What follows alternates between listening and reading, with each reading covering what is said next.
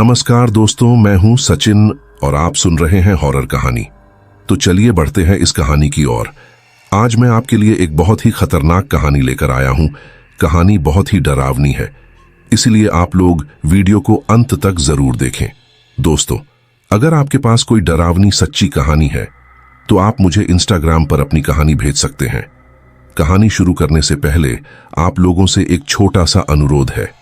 अगर चैनल पर नए हैं तो वीडियो को लाइक और चैनल को सब्सक्राइब कर लीजिए और कमेंट में हमें जरूर बताना कि हमारी कहानी आपको कैसी लगी, और यह भी बताना कि आप किस शहर से वीडियो देख रहे हैं। तो चलिए दोस्तों, बिना किसी देरी के कहानी को शुरू करते हैं। आपने कई भूतिया स्थानों के बारे में सुना होगा। अधिकांश लोग मानते हैं कि भूत और आत्माएं सिर्फ कब्रिस्तान या वीरान जगहों में मिलते हैं, लेकिन इस कहानी का संबंध एक भूतिया रेलवे स्टेशन से है। यह कहानी सच है या वहम, इसे साबित कर पाना मुश्किल है, लेकिन जिनका सामना हुआ है वही सही मायनों में जान सकते हैं कि यह हकीकत है या झूठ। यह कहानी मुझे मेरे दोस्त देव से पता चली, जो रेलवे में काम करते हैं। घटना तब की है जब सर्दियों का मौसम था और देव की ड्यूटी एक छोटे से स्टेशन पर लग गई थी, जो शहर से दूर था। स्टेशन इतना सुनसान था कि दिन में भी वहां जाने से लोग कतराते थे। देव के दो अन्य साथी उस रात शादी में शामिल होने के लिए जा रहे थे, तो देव स्टेशन पर अकेला रह गया।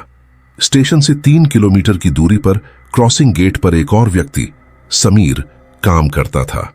अगर देव को किसी सहायता की जरूरत होती तो उसे समीर को बुलाने के लिए कहा गया था। स्टेशन के बारे में कई कहानियां सुनने को मिलती थीं, जैसे वहां एक आत्मा भटकती है जो रात में रेलवे ट्रैक पर देखी जाती है, लेकिन देव इन बातों पर ज्यादा विश्वास नहीं करता था। हालांकि स्टेशन के आगे गन्ने के खेतों में रात के अंधेरे में अवैध गतिविधियां होती थीं, जिनकी वजह से देव थोड़ा सावधान जरूर रहता था। शाम होते ही वह अपने काम के लिए स्टेशन की ओर निकल पड़ा। रास्ते में उसका मन भूतिया कहानियों और अवैध गतिविधियों के बारे में सोचता रहा। रास्ता सुनसान था और कोई भी दिखाई नहीं दे रहा था। तभी अचानक एक काली बिल्ली उसकी बाइक के सामने से गुजरी, जिससे वह बाइक का संतुलन खो बैठा और बाइक गिर गई। बाइक की हेडलाइट टूट गई और देव को अंधेरे में स्टेशन पहुंचना पड़ा। स्टेशन पहुंचकर उसने देखा कि चारों ओर घने खेत थे और बीच में एक पुराना स्टेशन। वहां एक बड़ा पीपल का पेड़ भी था, जो जगह को और डरावना बना रहा था। स्टेशन में घुसने के लिए उसे ताला खोलना था, लेकिन उसने देखा कि उसका फोन गायब था। उसे याद आया कि शायद फोन उसी जगह गिरा था जहां बिल्ली के कारण वह गिरा था। अब वह वापस जाकर फोन लाना चाहता था, लेकिन बाइक की लाइट भी खराब थी। इसीलिए उसने सोचा कि सुबह फोन ढूंढेगा। उसने स्टेशन की लाइट चालू की और अंदर जाकर अपना बिस्तर बिछा लिया। रात का समय हो चला था और स्टेशन पर सन्नाटा था। तभी रात की पहली ट्रेन आई, लेकिन कोई यात्री नहीं उतरा। देव वापस अंदर चला गया और अलमारी खोलकर कुछ काम की चीजें ढूंढने लगा। उसे एक पुरानी घड़ी और एक टॉर्च मिली जो काम कर रही थी। उसने घड़ी में अलार्म सेट किया और सोने की कोशिश करने लगा। थोड़ी देर बाद उसे बाहर से अजीब आवाजें सुनाई देने लगीं, जैसे कोई पटरियों पर पत्थर फेंक रहा हो। वह बाहर गया, लेकिन उसे कुछ नहीं दिखा। थोड़ी देर बाद जब वह वापस लेटा तो अलार्म बजा और उसे पता चला कि रात की दूसरी ट्रेन आने वाली है। ट्रेन आई, लेकिन इस बार भी कोई यात्री नहीं उतरा। जैसे ही वह स्टेशन के अंदर लौटने लगा, उसे कुछ दूर एक औरत दिखाई दी। वह औरत घूंघट में थी और गोद में एक बच्चा था। देव ने उससे बात करने की कोशिश की, लेकिन वह औरत चुप रही। फिर उसने कहा कि उसका एक और बच्चा गायब हो गया है, जो पटरियों के पास पत्थर उठा रहा था। देव ने उसे आश्वासन दिया कि वह बच्चे को ढूंढने की कोशिश करेगा, लेकिन कोई नहीं मिला। जब वह औरत स्टेशन के अंदर जाने से मना करने लगी क्योंकि वहां लाइट जल रही थी, देव को कुछ अजीब लगा, लेकिन उसने फिर भी उसकी मदद करने की कोशिश की। अंततः वह औरत स्टेशन के बाहर खड़ी रही और देव को समझ में नहीं आया कि वह क्या करे। कुछ देर बाद उसे पता चला कि वह औरत वास्तव में एक आत्मा थी, जिसने कई साल पहले अपने बच्चों के साथ उस स्टेशन पर आत्महत्या कर ली थी। उसकी आत्मा अब भी वहां भटक रही थी। यह जानने के बाद देव ने वहां से भागने का फैसला किया और किसी तरह स्टेशन से सुरक्षित निकल गया। दोस्तों, ये थी आज की पहली कहानी। बढ़ते हैं दूसरी कहानी की ओर। क्या आपने कभी एक ऐसे रास्ते से सफर किया है जो दिन में तो गाड़ियों से भरा रहता है, लेकिन रात में वीरान और खौफनाक हो जाता है? कई रास्तों पर हादसे होते रहते हैं, कई लोगों की जान ऑन द स्पॉट चली जाती है और हर रोज शुरू होती है एक नई डरावनी कहानी। हमारे देश में कई सड़कें प्रेतवाधित मानी जाती हैं, लेकिन जो कहानी मैं आज लेकर आया हूं वह एक ऐसी सड़क की है जो डर से भरी है। एक बार 8 दोस्त अरुण, समीर, विकास, राहुल, सनी, राजेश, नितिन और आयुष, जो कि एक ही कॉलेज में पढ़ते थे और बहुत अच्छे घरों से थे, ने एक ट्रिप का प्लान बनाया।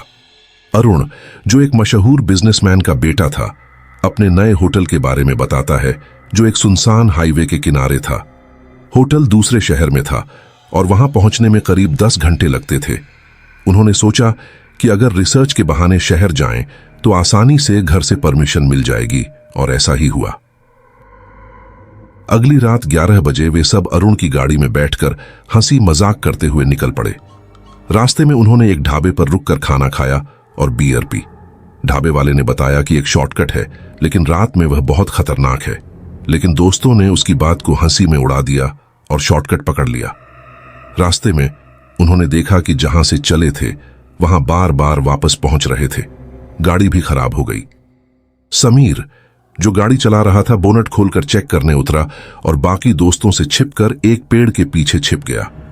तभी विकास ने देखा कि समीर गायब है और उसे ढाबे वाले की बात याद आ गई। उसने चिल्लाना शुरू किया और डरते डरते सब गाड़ी से बाहर निकल गए। समीर अचानक बाहर आया और सभी हंसने लगे, पर उन्हें नहीं पता था कि उनकी खुशियों को किसी शैतानी ताकत की नजर लग चुकी थी। गाड़ी तो ठीक नहीं हुई, इसलिए उन्होंने पैदल चलने का फैसला किया। रास्ते में सभी फोन के सिग्नल्स भी चले गए और सब थककर सड़क के किनारे सो गए। अचानक समीर की नींद खुली और उसने देखा कि उसके सारे दोस्त गायब हैं। जंगल से अजीब आवाजें आ रही थीं और उसने एक सफेद आदमी को एक काली बिल्ली के साथ देखा। जैसे ही समीर ने उस आदमी को छूने की कोशिश की, वह जोर से चिल्लाया और गायब हो गया। अब बाकी दोस्तों को एहसास हुआ कि कुछ गलत है। वे डरकर वापस गाड़ी की तरफ भागने लगे, लेकिन वहां से भी बाहर नहीं निकल पाए। तभी राजेश ने सोचा कि ओजा बोर्ड से आत्माओं से संपर्क किया जाए ताकि यह पता चल सके कि क्या हो रहा है। उन्होंने ओजा बोर्ड के जरिए आत्मा को बुलाने की कोशिश की। इसी बीच नितिन अचानक गायब हो गया और एक भयानक चीख ने सबको डर से जमा दिया। आत्मा ने उसे भी अपनी गिरफ्त में ले लिया। अब सिर्फ 5 दोस्त बचे थे।